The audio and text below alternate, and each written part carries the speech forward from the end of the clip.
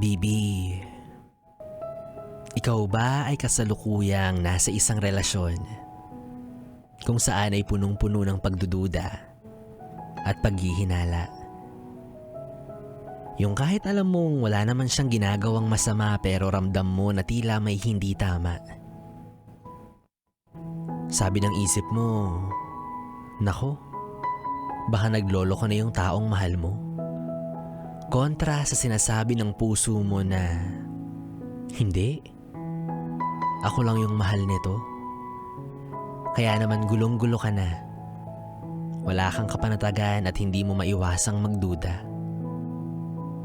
Batid mo na yung taong mahal mo ay maganda o gwapo, tapat sa'yo, mapagkakatiwalaan at mabuting tao. Kaso ayun na nga eh. Yun yung mga katangian kung bakit marami sa kanyang nagkakagusto. Kaya napapaisip ka na, what if magkagusto siya sa iba? What if siya ay matukso sa mga taong sinusubukan siyang maagaw sa'yo? Ang hirap manalo kapag magkalaban ang iyong isip at puso.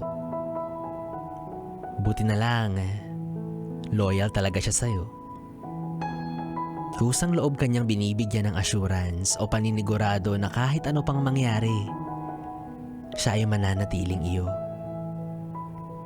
Sabi niya, talbog lahat ng gwapo o ganda nila kung itatapat sa maamong mukha.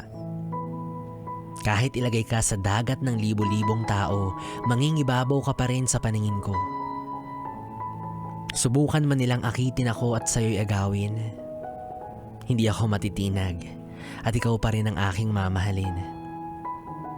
Ilagay man tayo sa sitwasyong alanganin at subukin ang relasyon natin, hindi ako magsasawang ikaw ang piliin. Ang sarap magmahal pag alam mong yung taong mahal mo ay sayong-sayo lang. Walang sagabal, walang hadlang. Sana nga totoo lahat ng sinasabi mong yan. Kasi kung hindi, tsak may lubos na masasaktan. Well, basta ako, mukha man akong loko-loko, tandaan mo na handa akong magseryoso pagdating sa'yo. Biglang sinakmal.